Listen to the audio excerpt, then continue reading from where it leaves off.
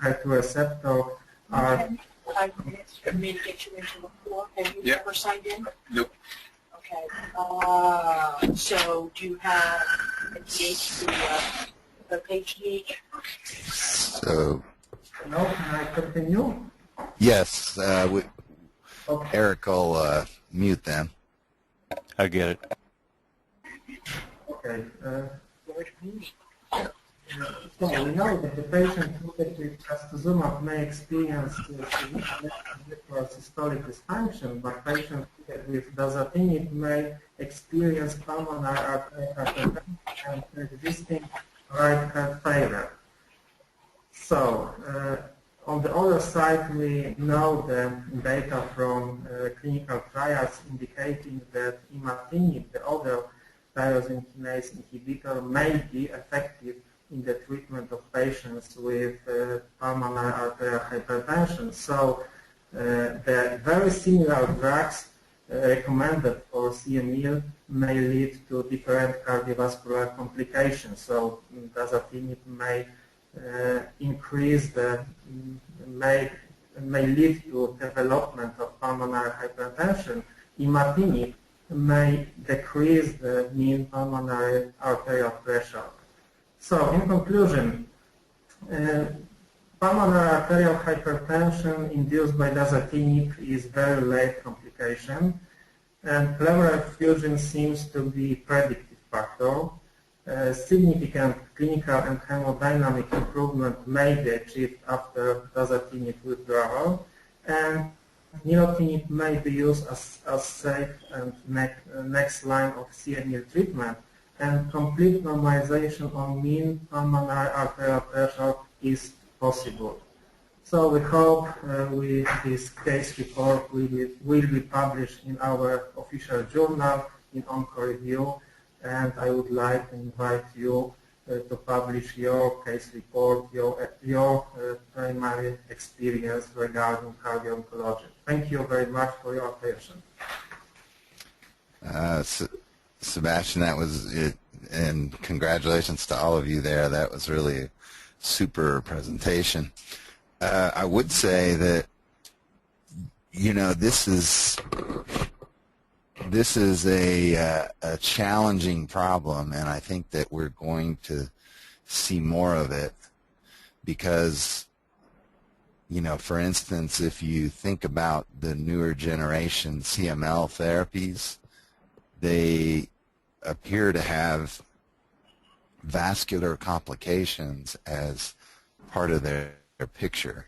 And exactly what those vascular complications are, it's difficult to get your finger on it. So I think in the case of dasatinib, you know, your case and the others that you pointed out indicate that pulmonary hypertension is part of that vascular picture.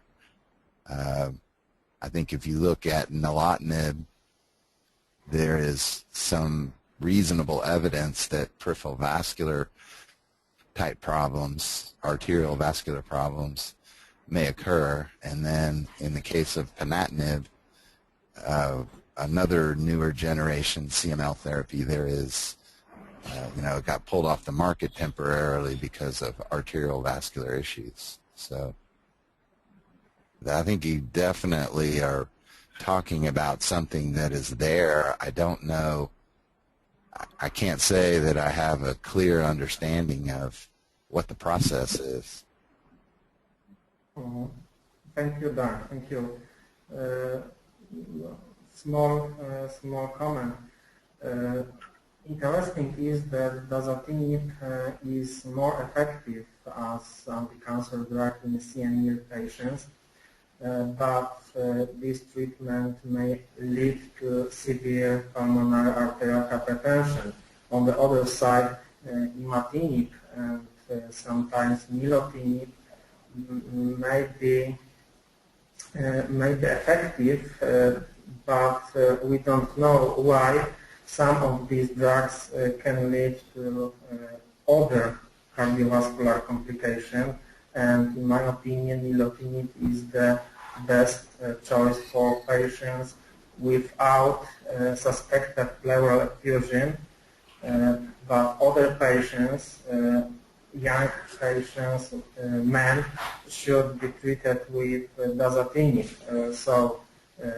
That's my opinion in this area. So I think that the knowledge of pathogenesis of and molecular targets of tyrosine kinase inhibitors recommended for CML is the best case to understand the pathogenesis of pulmonary hypertension. We should remember that pulmonary hypertension may be associated with progression of baseline disorders, the progression of myeloproliferative disease. So the choice of optimal treatment of pulmonary hypertension in these patients may be difficult because we know that sildenafil was not effective in all patients. Well, I think that the problem is that presumably if a patient had CML and they got put on dasatinib, then their CML is more resistant. And so if you develop a problem from dasatinib and you can, then you cannot use that one, and you go to the next version, which in the cases that you pointed out, that was nilotinib, but I would say the next line would be ponatinib.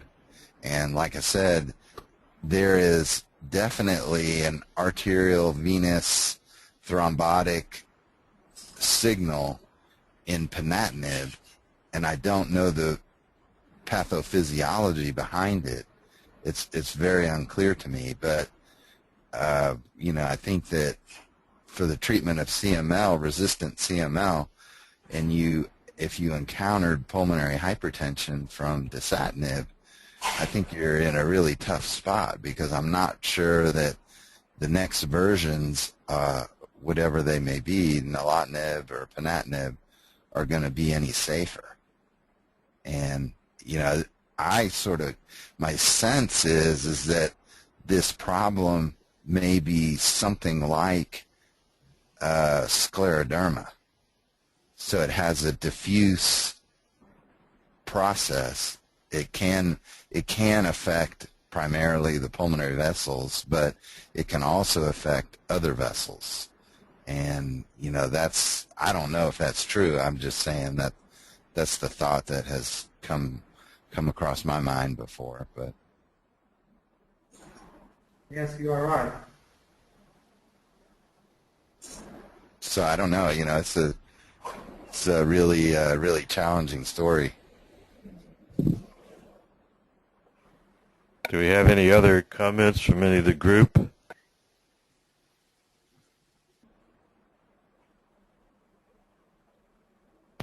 Whether you can hear me, it's Adam Dorwicki. Yes. Yes. Welcome. Yeah, so just greetings to my colleagues. I think you have problems with hearing me. What I think is extremely interesting for us, for the community that also cares for people with pulmonary hypertension, is that we are quite close to some pathophysiological mechanism which really affects the proliferation and constriction of those vessels with tissue kinase inhibitors. And by working together with oncologists, maybe we'll be able to find something which is safer than imatinib. Yeah, I agree. I think your comments about the SRC kinases and, I just wonder if there's some sort of inflammatory condition that is being induced. So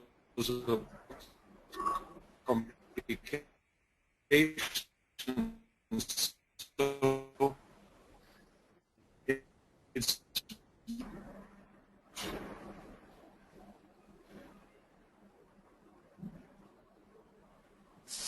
very important that we collaborate and we can learn together what are the components of this system of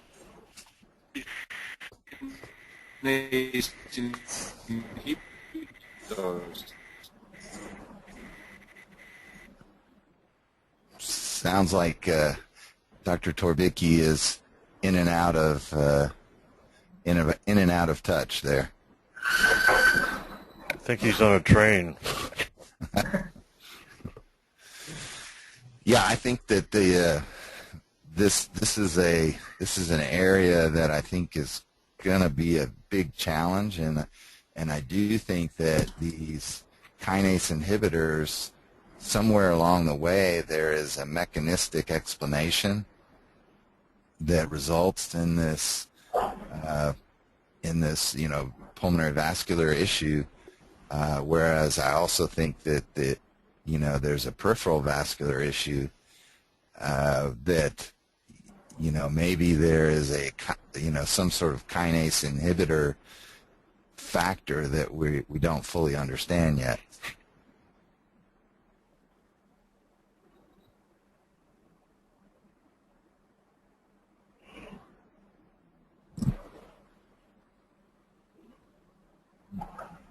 So, do we have any more comments here? Yeah, Eric, have you come across any patients with this kind of problem? This is Greg Hartledge. We had one case last year, actually, of dasatinib causing RV myocarditis with normal PA pressures. And the EKG that looked very similar to this guy's, actually, though he had ST elevations and was initially thought to have an anterior STEMI, and then we kind of figured out what was going on after the fact. But he had normal PA pressure, so we actually have not seen the pulmonary hypertension, but we had one that looked like it, but turned out to be RV myocarditis. That was quite interesting. Yeah, that is. So I think that. I think that there is a vascular signal, and I don't know if I fully understand it. And the problem is that for these patients, that if they do develop a pulmonary vascular problem, related to dasatinib, then their options are becoming quite limited. And I think that maybe nilotinib is an appropriate choice. It looks like there are a few cases where patient tolerated that okay, but I would be pretty uneasy about that.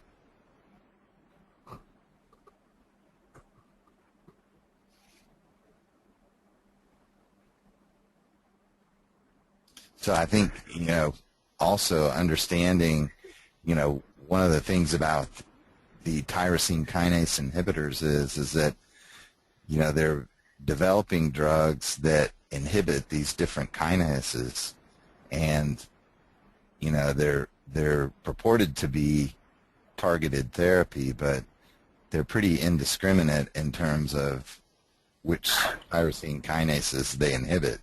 So it's not like they're really targeted. They're just they're more powerful than previous drugs. So imatinib was pretty specific, and dasatinib is not, and ponatinib is definitely not.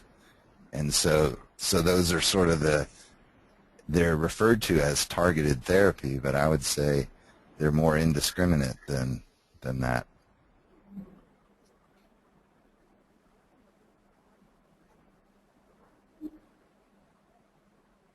So I don't know if anybody has any additional comments about it. I think that this is a very very important observation, and I'm not sure exactly if I understand all the sources of it.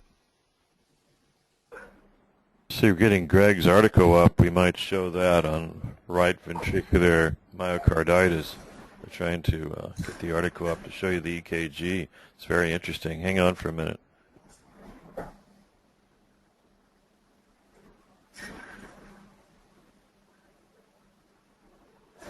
We're going to switch over to Nick. Yeah, we just heard some. Yes. This is Alan Kono from New Hampshire. Hey, Alan, how are you? Hey, how are you? Hey, so I have a patient who was on imatinib, 30-year-old for CML and then ended up getting an LVAD actually.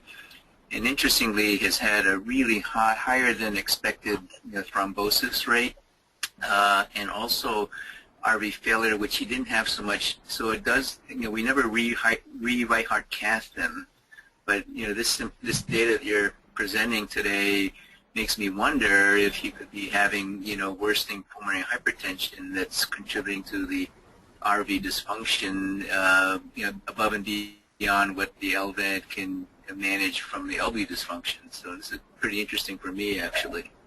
Yeah, I mean that's quite a story there. I can't imagine that happens very often, that somebody with CML gets an LVAD. But the thing about it is that I in the case of dasatinib, but also these other drugs, nilotinib and ponatinib, that I really do think that there is definitely a vascular signal.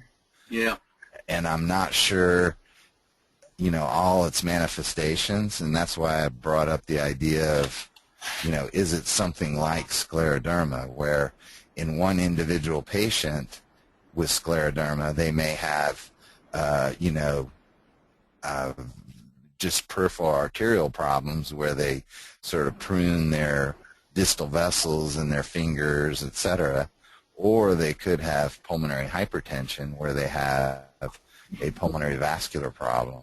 And, the disease manifests in different ways. And so I sort of wonder if that's kind of what we're seeing with dasatinib. And, your story of a person that got imatinib, is that some sort of version of that? I don't know. Yeah. So it might be worthwhile to right heart cath him, even though he's got a bad end. Definitely. And the other thing is that if he hasn't had a CT with thin cuts, I'd probably do that to see if there's increased interstitial markings. But the other thing I wonder is, should we be looking for an immune response in these patients? Should we be doing an ANA or some sort of antibody test to see if the person is developing an immunologic reaction to the medication? I just wonder about that. Right. So I see your case report there. That was a pretty impressive EKG. Yeah, this was the one I was talking about. He's a 35-year-old guy that had, I believe, a history of Philadelphia chromosome positive ALL, it looks like. And he'd been treated with anthracycline, hyper-CVAD, and then had been on 8 months of dasatinib, and presented acutely with chest pain and this EKG. Wow. Went to the cath lab. They, obviously that was the first thing that they were concerned about was an anterior STEMI, but coronaries were clean.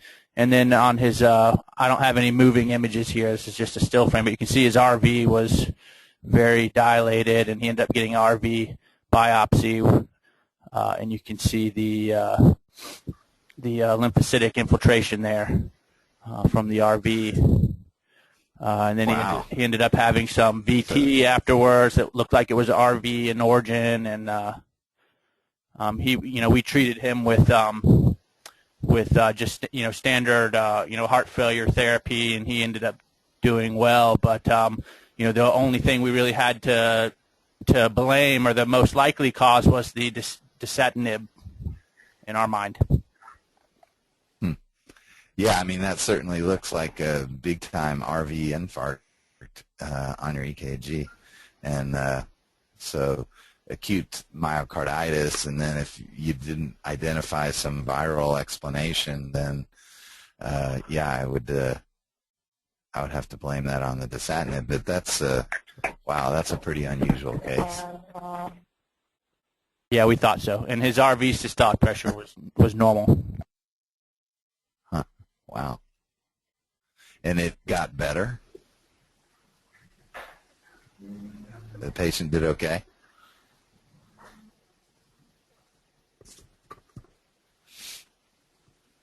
Yeah, that's. So, Alan, what are you going to do in your situation with your patient?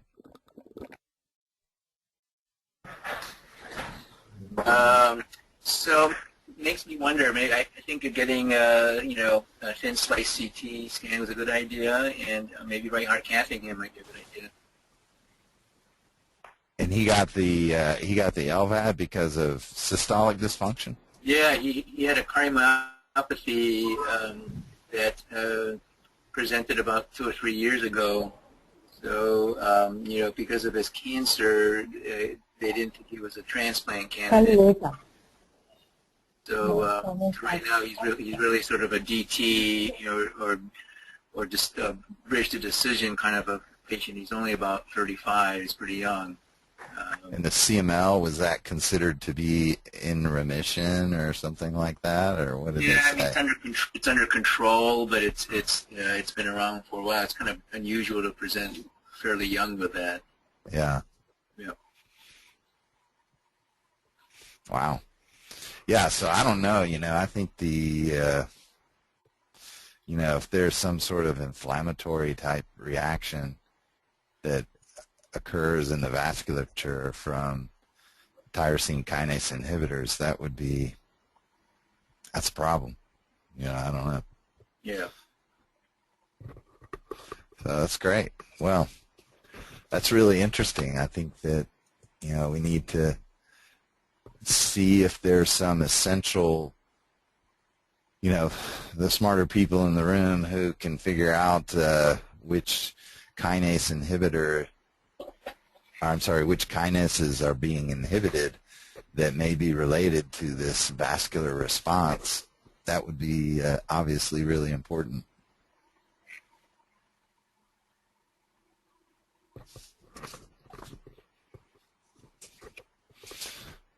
Well, fantastic. Eric, I don't know if we have anything else on the agenda, but this has been a really unbelievable case presentation. Yeah, I think we've done it. I think we have the 19th is the meeting on the we have a meeting on the 19th, the final meeting on the meeting on the global meeting, the galactic meeting in Nashville, October 15th and 16th, will be finalized or pretty close to finalized on the 19th of December. Yeah, that's just we're just trying to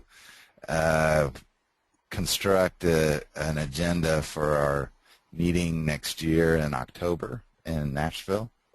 So we're trying to figure out how to squeeze in the appropriate talks for our cardio-oncology summit. So will we have anything on this particular topic, Dan? It seems like we need to, definitely. Yeah, I mean, I think this is a really, it's a really interesting and challenging case, and I think that it's very likely we're going to see more of it because, the targets that are being developed in the cancer world are more powerful all the time, and at some point along the way, I think that those targets are going to have other effects that we're just now sort of seeing, and I think that's kind of what this case is demonstrating, at least in my opinion. Perhaps somebody from the French registry would be interested in talking, or someone from the basic laboratory. Hopefully our friends from Poland. That would be excellent. And what are the dates? October 15th and 16th. Okay, thanks. It's Ann Blaze from Oncology. I just had one comment about the case of the patient with Pleasure, we hypertension. can handle it. And we can also contact the French people to come because they will have much more experience. Okay, we'll do that.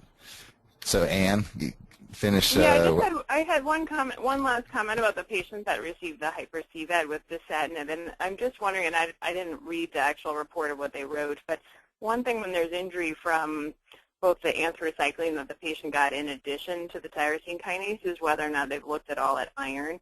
and like the hemochromatosis gene mutations, only because the presentation is so unusual. And there are more and more reports coming out that HFE carriers are actually more susceptible to that injury. And it's something just keeping in the back of your mind, especially in a patient like that who also had anthracyclines. No, I think that's a really important point. I think the, you always have to consider, a viral cause or a viral activation that's occurring in these patients that are getting powerful drugs. So that's a really good point. Do you have, Ann, do you have much experience with, dasatinib or drugs like that? Our group as a whole do in terms of, but I will say I think everyone's aware of the risk from the oncology community, but I don't think that precludes any of us from using it. I think just like you said, you have a disease that, that risk is there, and I think the longer-term issues with what's happening actually on the endothelium and pulmonary hypertension, I think we're going to continue to see that. I don't think these drugs are going anywhere, and I think there's so much that's not known about it as we come up with more and more drugs that block not just one tyrosine kinase, but multiple. Yeah, and I think trying to understand, who is at risk and what the process is, I think is going to be critical because, if somebody has CML and it's resistant to imatinib, they're going to go to the next line for sure. Exactly. Yeah, exactly. And so, is there some pattern of their genetic markers or some pattern of their clinical story that says, no, these people are at particular high risk for developing this problem. Maybe we should use a different agent. I think understanding that would be really, really key. In general, I would say our group tends to, it's not our first choice, that's for sure, when it comes to the therapies, just because of the side effects and the complications, whether it's effusions or related to the cardiac issues. Yeah. Well, and I think that,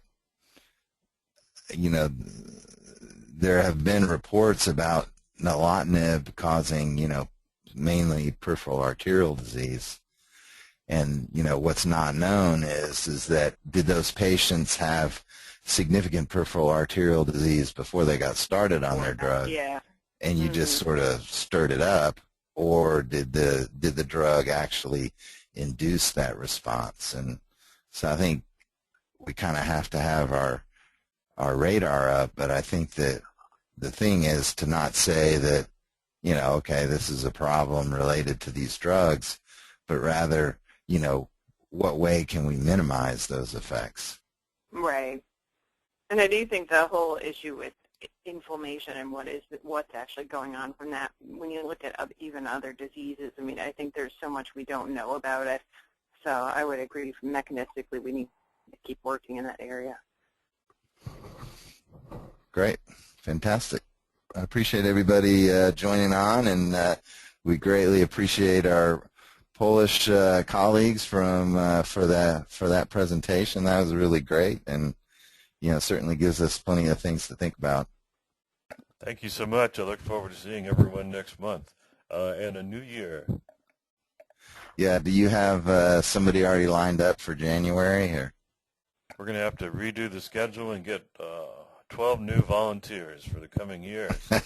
Anybody who's interested in stepping up as a volunteer or stepping back and leaving the volunteers stepped up, we would enjoy having them present. Excellent. We'll look to sort of finalize that in the next week or two. Thank you so much. Talk to you on the 19th. Bye-bye. All right, great. Thank you, everybody. Thanks. Bye. Thank you so much for the invitation to this great project of cardio-oncology, and see you on the web soon. Yes, absolutely. Thank you guys so much for your really excellent case. It's presents quite a challenge, I would say. Great presentation. Keep up the good Thank you. All right, thanks a lot. Thank you. Yeah. Okay, Dan, are you still on? Dan is gone, I believe. Who's Dan's this? gone. Is it Alan Kono? Hey, do you have any, I had Stephen Lipschultz as a guest visiting professor last week. He's in the PEDS survivorship, anthracyclines, and he was presenting that similar data with the HFD gene. Are you guys checking that at all, or checking ferritins before you start chemo? Well, we're not involved in that particular area of expertise, but we certainly would be interested in you making a presentation on that. If you have a patient that would be appropriate, we're looking for registrants for 12 months for the presentations next year. So if you can help us out with that one, that would be a great one. I might be interested. Maybe my schedule is a little bit tight in the next couple of months, but maybe spring might be an okay time for me. That would be terrific. If you could respond to Janelle. She is, at this time, working to finalize the list for next year. Okay, that sounds great. Thanks so much, Alan. Okay, take care. Take care. Bye.